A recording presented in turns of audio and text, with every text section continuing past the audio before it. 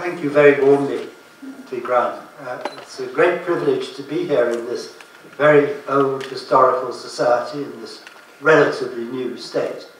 And I'm very grateful for the privilege to the British Foreign Office and to the Armenian Association for World History, which together have made it possible for me to come here. I'm going to talk from a script, I'm afraid, because I find that much easier. But when you start questioning me, I shan't have a script, and maybe all of us will enjoy it more. But in the first place, I want to try and say something definite to you. It's a definite argument, and it's a political argument, and it's an argument about how to understand democracy, what democracy is, and what it isn't, and what that means politically for what you can reasonably hope for from it and fear from it. Democracy has had a most extraordinary history. One aspect of it came from a very long time ago and has travelled across space and time in a bewilderingly discontinuous and erratic way. It's hard not to see its pathway round the world and through history from its very recent past, and from what you hope yourselves and fear yourselves may be happening through it now.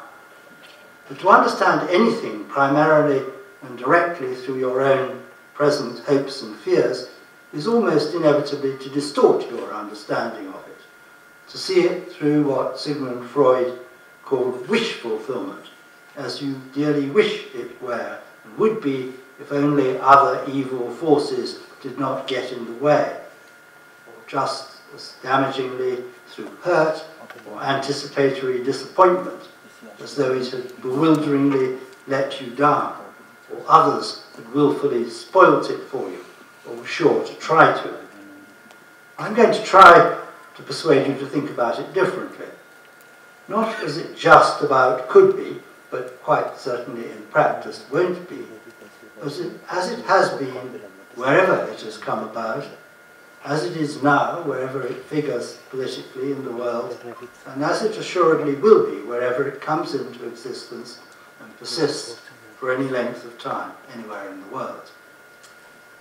Democracy has had some great triumphs, some of them quite protracted, like the United States of America in some respects for quite a lot of its history, or Sweden for much of the 20th century, and still residually to an impressive degree, or post-war Labour Britain in a society as tightly together and committed to staying so as it has ever been in its island's long, divisive and blood-stained story.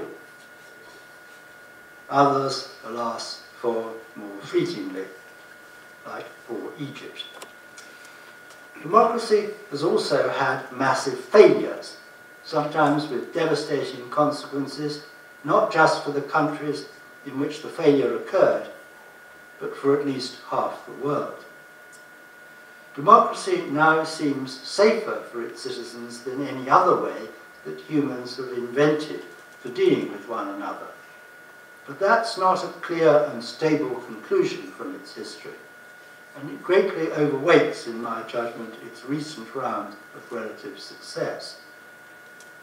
To understand how and why democracy succeeds and fails, you must recognize the weight of both experiences and take the failures as seriously as the successes. You must think of it like any other regime, as a political project. And I'd like you to think of it, as I do myself, as quite a grand political project. But you mustn't be dazzled and confused by its grandeur. In judging what there is to hope for and fear from it, you mustn't gaze up into the starry heavens. You must keep your feet on the ground. You mustn't confuse it with Thomas More's Utopia, that bewitching story of a place too good to be true, but clear-sighted and vivid enough in its recognition of what is good and bad to show up much of what was dreadful in the brutal and hideously unjust England of his day. All projects for political success have an element of utopia and an element of denial. That's plain enough at the individual level. As the clever but sometimes fearsomely irresponsible English politician Enoch Powell is alleged once to have said, every political career ends in failure, his own being a particularly conspicuous example. If you doubt that, think of the grandest political careers you know of across the world over the last century, independent of your own political tastes. Lenin, Woodrow Wilson, Lloyd George, Franklin Roosevelt, Mahatma Gandhi, Jawaharlal Nehru, Winston Churchill, Charles de Gaulle, Mao Zedong, John F. Kennedy, Nelson Mandela, the Ayatollah Khomeini. I fear probably now Lula da Silva. Doesn't matter where in the world you look, you get the same shape. The most glittering of triumphs is often succeeded pretty promptly by the faltering or collapse of what their authors most cared about and most deeply yearned to leave behind them. The strongest counterexample from the last half-century is probably Deng Xiaoping, and he was definitely a figure no one would readily suspect of utopianism. But the level of denial implicit in his brutal political style, when throughout his career, in fact, and shown most unmistakably to the rest of the world when he cleared Tiananmen Square with the tanks and the machine guns, still shapes the political life of China to this day. If he had combined his fearsome level of political effectiveness with rather greater care for the human rights of his fellow citizens, many hundreds of millions of Chinese could look forward to a far better and less anxious future, and so the inhabitants of the rest of the world could do so along with them. To grasp why democracies fail and assess how best they can hope to succeed, you first have to focus your mind on just what democracy is. You can think of democracy as just a word. You can think of it as an array of fairly vague ideas which the word evokes. And crucially, for our purposes, you can also think of it as a variety of forms of government which claim to embody and realize the most important and durably motivating of those ideas. You can think of it, that's to say, as a form of government which is as good in itself as forms of government can be, and which is reliably equipped by being so to produce the benign consequences which only good forms of government can produce for those who are subject to their sway. If you do think of it that way, you must recognize from the start that it must be either imbecile or shamelessly dishonest to equate any actual government simply because of its form with the reliable capacity at any point in time to produce consequences which are on balance good for most of those it governs. I'm pretty confused to assume that any in practice firmly intends to do anything of the kind. Let me take an example or two. Mexico, or India, or Britain, or Japan, in their rather different styles, is each a democracy in the sense in which I'm trying to answer my question. Let's charitably assume that in each its present government, this is more of an assumption in some cases than others, but let's charitably assume that in each its present government would on balance prefer to produce good rather than bad consequences for most of those it governs. But let's also recognize that in each too, at the very least, its present government contains many different agents with many different purposes of their own, which potently distract them from pursuing that admirable goal, and that all of those agents have quite strong tastes in whom, amongst those they govern, they most care about, and whom they principally intend to benefit by deploying whatever elements of the power of government fall within their own reach. At the level of states and their interaction, where such a large part of all our destinies has been decided for so long, any democracy today is crucially a government governing with varying skill and dedication, and doing so in its own pretensions on behalf of a people who have chosen it to do so. Any form of government governing with good intentions on behalf of its subjects fails and succeeds by how effectively it meets the historical challenges to those subjects' interests which come from outside their territories, alongside those which also come from within them. In the world in which all of us now live, those two directions of challenge are almost invariably quite closely connected and highly interactive in character.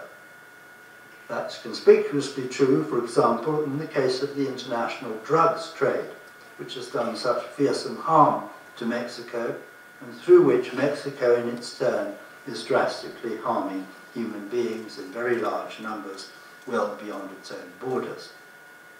It's just as conspicuously true, sometimes in colours little less lurid, in the case of the entire structure of global trade and the local structures of production and exchange which are endlessly retuned to sustain it.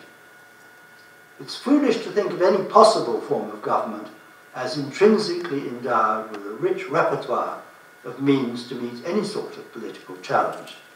Still more to assume it inherently capable of meeting all forms and sources of political challenge with equal fluency and commitment.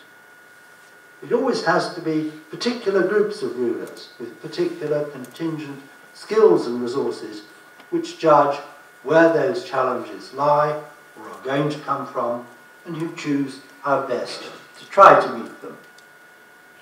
Democracy has no inherent capacity to pick well for either skill or purpose in its rulers, and it's certain to continue to affect those it has chosen by its necessarily erratic efforts to improve their judgment once in office.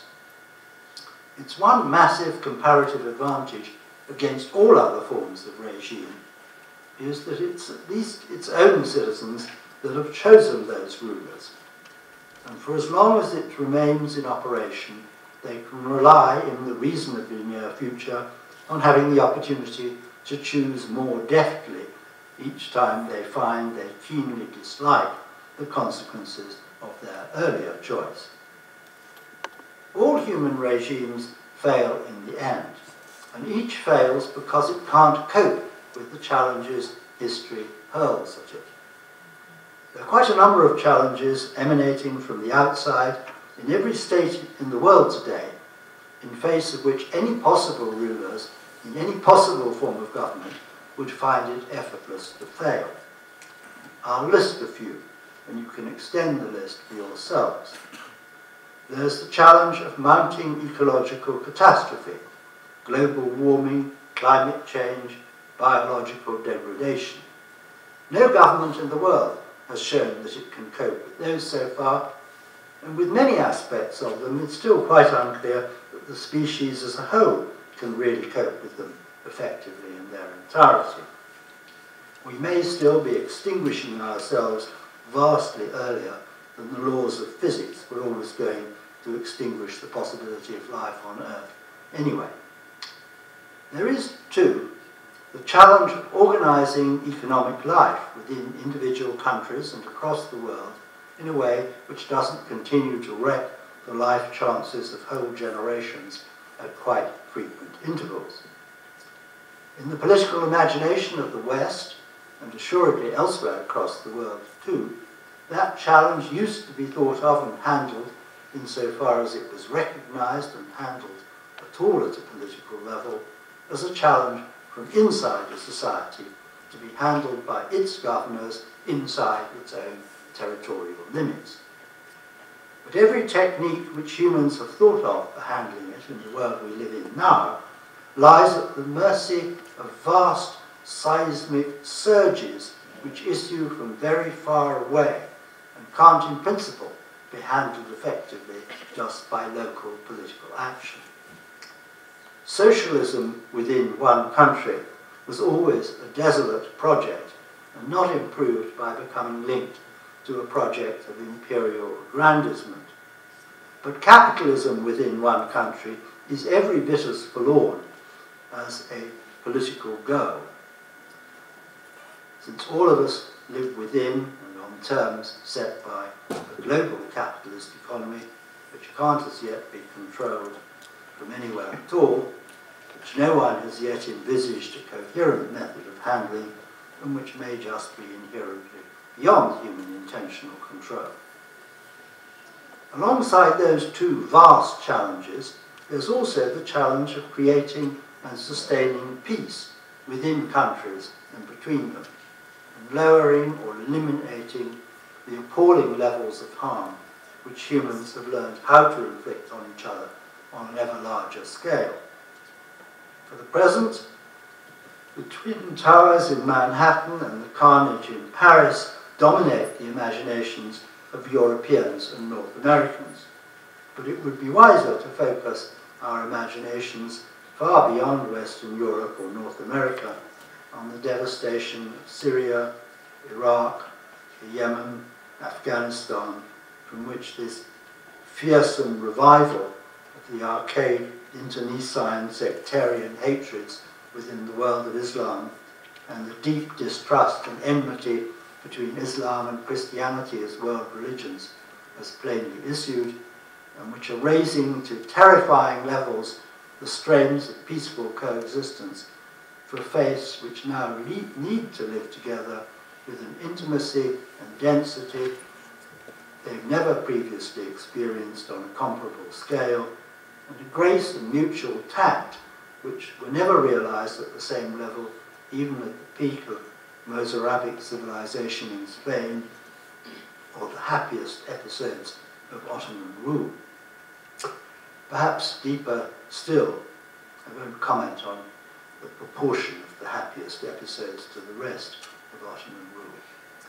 Perhaps deeper still, and assuredly more elusive even in outline, is the age-old challenge for human populations to raise each new generation so its members can live generously and intelligently with one another, and do so in face of the fears and distresses that humans endlessly inflict on one another on any scale at all.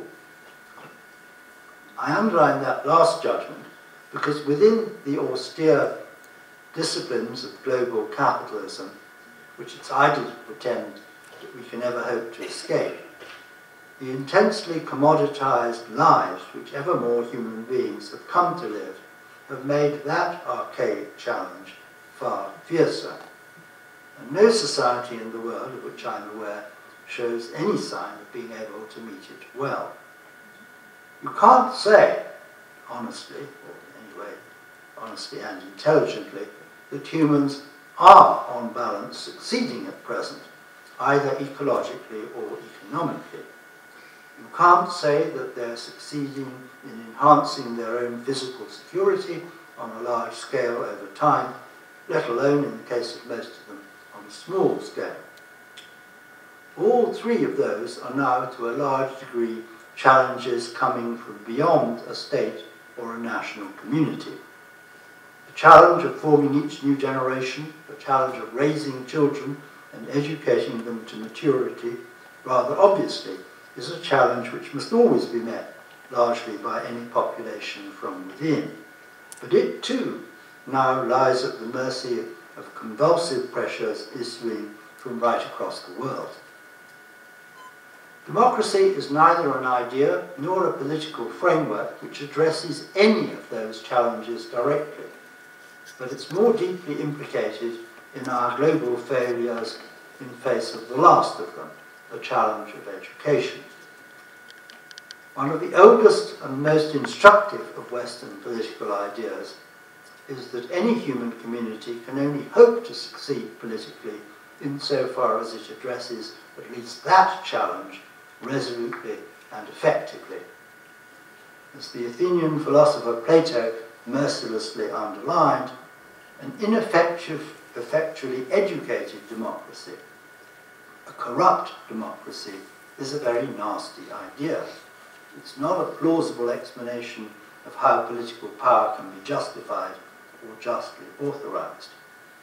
he would certainly have seen every extant democracy in the world today as corrupt in his sense and by his standards, and whatever else is true about those very diverse states, for all of them he would have had quite a strong case.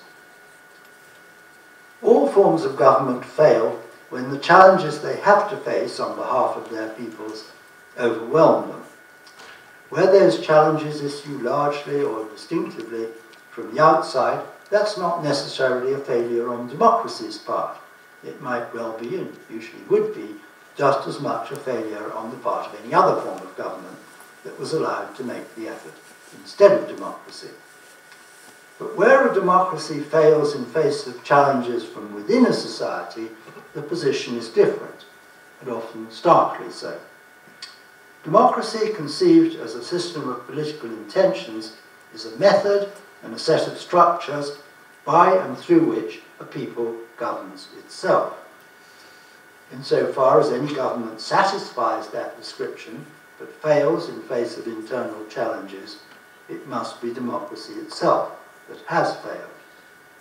The several elements of its people must have acted in face of one another in ways they didn't need to, and the responsibility for that failure must be theirs, however unhelpfully or malevolently other forces may have acted on them from the outside too. The idea that a people can rule itself is in itself a utopia, an idealized model of a collective performance which no set of humans ever could or ever would wish or choose to carry through in practice. When the way in which it's ruled by others on its alleged behalf is claimed to be a democracy, that claim often has large elements of denial, conscious and unconscious. It doesn't really fail to capture some of the more important elements in the reality it refers to.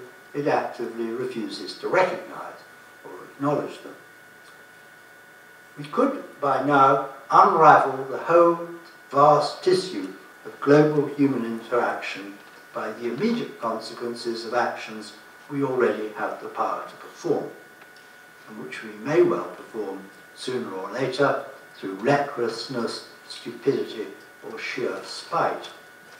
If you doubt the power of spite to wreak large-scale destruction, just remember the ISIS caliphate. We have production and exchange systems across the world, driven by the vagaries of consumer demand and relentlessly squandering our future for the short-term profit of relatively few and the equally short-term convenience of very, very many.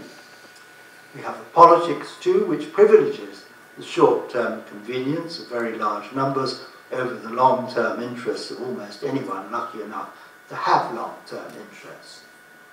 We have thermonuclear weapons proliferating relentlessly across the world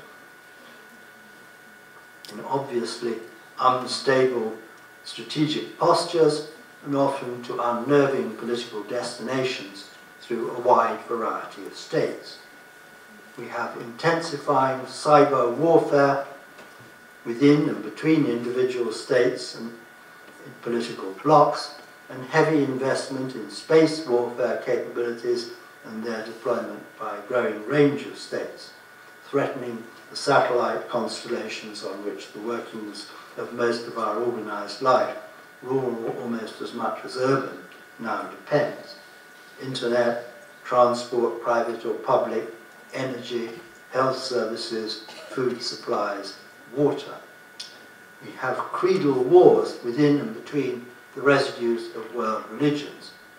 We have drastically widening economic inequalities in much of the world, from Brazil to the USA to Europe, Russia and China. We have global financial structures of spectacular instability, which there's no good reason to believe that humans can, in principle, understand well enough in time to restabilize them and bring them under our control. We have global trading relations, which are often as hostile and unbalanced as they've ever been. We have deep sumps of bitter resentment spanning the world, which have drained down from the brutal experience of several centuries of global capitalism. More grimly still, we no longer have any real imaginative horizon which reaches beyond global capitalism. No way of conceiving how human beings even could interact economically with one another on any scale that leaves global capitalism decisively behind. We have no world post-capitalist system to which to look forward. There are some points of light, of course, across countries and between them. We've got much better at protracting individual life and staving off many of its afflictions. We've even made some headway in checking some of the nastier diseases of poorer countries. We've learned how to move humans and goods and information around very much more effectively. Very many human beings now live vastly more comfortable lives than did in the days when John Locke compared the living conditions of an English rural labourer, which certainly weren't enviable at the time, so favourably with those of a North American Indian monarch. Democracy is a game with two sets of players, citizens and rulers. You can and should, of course, for many purposes, think of it as including many other sorts of players, but you must never think of it as meaning less than those two, and above all, you must never sentimentalise either of those two sets. Democracy's constitutive claim is that it's the citizens who rule. That and that alone is what can make a state a real democracy. But that claim has never been literally true. And in any modern state, it's become severely metaphorical. What's true instead is that it is at best the citizens who choose who does rule, who enable them to rule well, and who prevent them from ruling badly. At worst, as you may know even better than I do, it's simply not true that the great bulk of the citizenry do, to any degree, choose who rules them. At worst, too, the citizens have almost no power to prevent those they have chosen from ruling them badly in very many different ways. At worst, also, more disturbingly still, it can even be, and quite frequently is, I'm afraid, the citizens who prevent them in particular ways from ruling better. All political structures and all forms of government can become corrupt, and many today conspicuously have, as they've always done in the human past. When they do, rulers and ruled corrupt one another, and do so with dismal insistence, rendering it extraordinarily difficult for either set to get outside and stay outside the resulting web of abuse and complicity. It's hard to find a theorist of democracy, even after centuries of practice, who gives sufficient weight to both sets of players. Both Max Weber and Joseph Schumpeter, the two greatest 20th century analysts of democratic reality, as far as I know independently of each other, identified the contemporary version of electoral democracy as the rule of the politician. You don't have to be politically on the far left to find that verdict a bit discouraging. And that's before you inspect the politicians currently doing the ruling, or many of those jostling to replace them. But you also don't need to inspect the political circumstances of any state of that kind with close attention to register the obvious respects in which Weber and Schumpeter were simply right at the time they wrote and remain just as right now. The rule of politicians is a drastically incomplete mapping of the location of power in any modern society, but it's an entirely correct summary of how the entitlement to coerce legitimately is formatted in every modern democratic state. One way of thinking about democracy is to think of it as an adult human population choosing incessantly for itself about every issue it cares about, and somehow generating a coherent and peaceful continuing way of life out of the consequences of their choices. In that picture, politicians are virtually irrelevant, and ordinary citizens remain the sole real political agents. But that's not a democracy, but an anarchy, a life which is somehow collective, but which persists and develops as such, without rules, and perhaps even without coercion. There have never been anarchies of that kind on a scale remotely resembling that on which the immense majority of human beings now live, and it's pretty clear that there won't be any in the future either. But there won't be because there couldn't be. So politicians and rule there will continue to be. And any anarchies they are proved to be will be highly unsuitable for sustained human occupation, more like Syria or Somalia today than like Elysium or, say, Switzerland. The real question about democracy now isn't, does it have to be just like that, but what else of a more encouraging kind can and should it be as well? It's easy enough to think of all too many ways in which it would be desirable for citizens to supplement the ruling exertions of politicians, who under democracy are in any case entitled to rule them at all, only by courtesy of the citizens themselves. It's theirs to constrain their elected rulers from doing what they take to be wrong, and to guide and direct them towards what they deem to be right. In doing each, they act on the basis of their own necessarily restricted awareness and on behalf of their own inevitably personal preoccupations. Out of these usually somewhat sporadic pressures, and from those often very narrow purposes, an outcome which is on balance good for all of them taken together must somehow emerge. How is it to do so? What's missing in what's common in Weber's and Schumpeter's shared formula is an element which Weber highlighted in the great speech in which he first expressed it: the central role of leadership. In Politics as a Vocation, both a calling and a job, he presented a startling picture of how alone the political life of a representative democracy can hope to go really well. What it requires, in his contention, is two things in the right relation to one another: a charismatic leader and a political machine acting under and for that leader and at his direction. As far as I know, Weber didn't imagine women as leaders of representative democracies, and it's certainly necessary to supplement him in that and many other respects.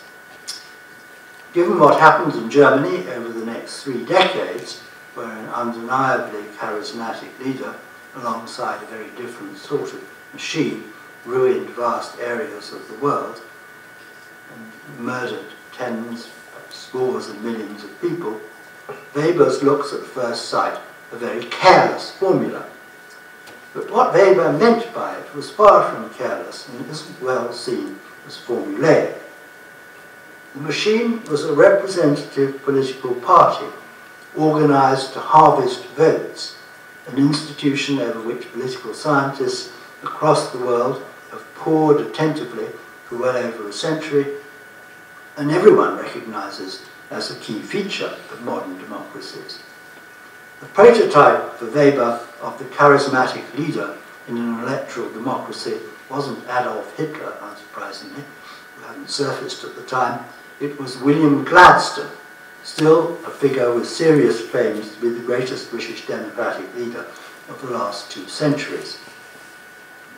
Democracy is both a structure of communication and a field of force. To explain political outcomes and attribute responsibility for the good and bad they bring about, you need to analyze democracy in action in each of those 2 guises. With the second, Lenin's fiercely reductive political question, who, is still the key. Whose judgment, whose purposes, whose power, for whose benefit, and at whose expense? What is really going on? Who is causing which features of it to occur, and how are they doing so? Above all, what is it bringing about for whom? That's an intellectual agenda which political scientists have addressed with some persistence and at least a modicum of success. But they've done so in ways which have wholly failed to capture what's distinctive to the democratic division of political labour: the intensely hazardous dialogue between citizens and those who aspire to lead them.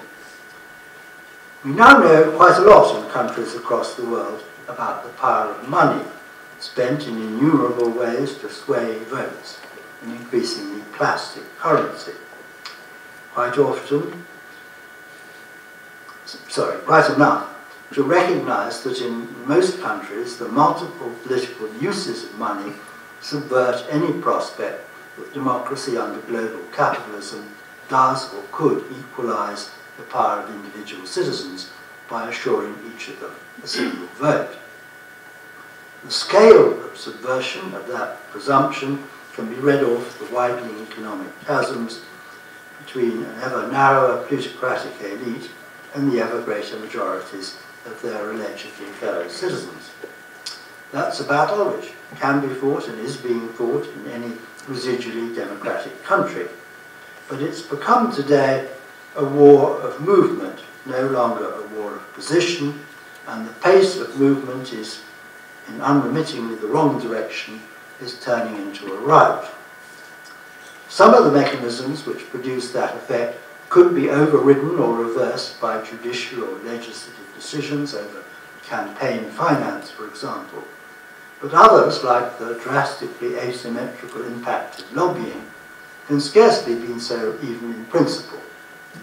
None of the left-wing governments formed in reaction to this ugly development, and of course there have been plenty of right-wing governments formed in reaction to it too, but none of the left-wing governments spawned in reaction to it has had even minimal success in reversing it.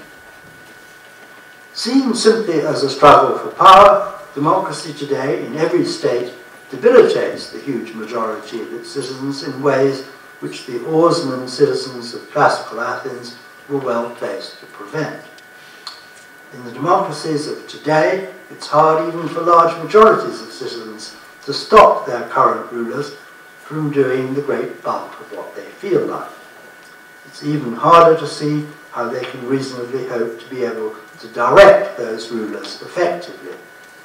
Individual votes at lengthy intervals, who those rulers are to be, are a feeble instrument for directing anyone, though they can, at least if the resentment is widely enough shared, at least stop an existing set of rulers from continuing to rule at all. But that power of rejection is a very poor signalling device, and in no way an instrument for commanding or directing political incumbents. An optimistic verdict on democracy's political effectiveness has always needed to rest principally on its capacity to furnish a structure for communication, for finding out together and communicating to those with the responsibility and power to implement it the full range of concerns amongst the citizenry and the measure to which and terms on which those citizens are reconciled to living civilly with one another. Mass political parties and high-quality, publicly funded broadcasting services for some time in the last century served quite effectively for that purpose in some countries, but both have decayed lamentably in recent decades, and the internet, the principal resource now widely touted as a remedy, is ill-designed to reverse the decay.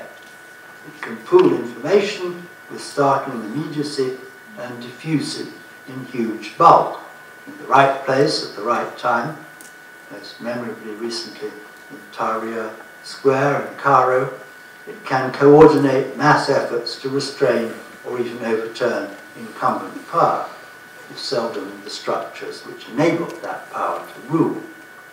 But the same processes which pool information and help to coordinate restraint of the powerful also insistently disperse judgment, amplifying the shallowness and hastiness of individual judgment on political and economic affairs in panics, crazes, and the idiocy of crowds.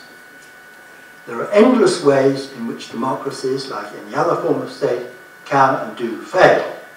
But there's only one way in which they really can succeed, and succeed as democracies. Both rulers and citizens must play their parts well, and do so in intimate and engaged dialogue with each other. The citizens must wish to live together in the states to which they belong, and they must at least be willing to try to do so in a way which is acceptable from each other's point of view. They must value their common life more than they despise it, and strain constantly to identify terms on which it can remain alive, which is good for all of them. They must look for and continuously refine together a good which is genuinely common to enough of them and not gratuitously maligned to any. And they must somehow convey their findings clearly and evocatively to those who aspire to lead them. In their turn, their leaders must meet Weber's standard for what political leadership requires. They must have the personal force to win and hold on to the allegiance of huge numbers of their fellow citizens. They must devote their lives to listening hard for where that common good lies, trying to judge what it requires, and serving it fearlessly with all their hearts and minds. They must recognize the contaminations and shoulder the burden of power, and make their often tawdry job a true vocation. And they must do all that now in the corrosive cultural atmosphere of a global capitalism. It's nearly a century since Weber's great lecture, and the political tasks for citizens and their leaders in the democracies of today are every bit as demanding across the world as they were in the stricken Germany of 1919. And we all know where that led. Any of us who cares to look can see all too readily why democracies today are largely failing. And that's just in face of the big threats I've already identified. But it's still true that there's only one way in which they can really succeed, and succeed as democracies. However much it may help to secure one, citizenship is never a job. And we shouldn't be surprised that the thought that it's possible to live off it, and it alone, just by choosing to do so, should prove socially, politically, and economically toxic. For democracies to succeed today, their citizenship needs to become, for vastly more of its bearers, much closer to a vocation too, not just a source of material advantages, but a real claim on their lives as well. Almost anywhere you look across the world, the race between the intended and the unintended consequences of our past actions is being lost, not won. If we are to reverse that outcome, we need to learn to act together altogether more effectively.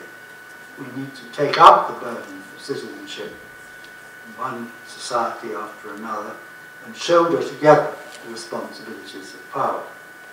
To abandon those responsibilities to professional politicians alone is to repudiate democracy as anything but an ideological mirage. Better leaders would help us, but as Weber was exquisitely aware, there can't be real leaders without those who choose to follow them. It's not only leaders whom our contemporary way of economic and political life in the democracies of the world endlessly corrupt.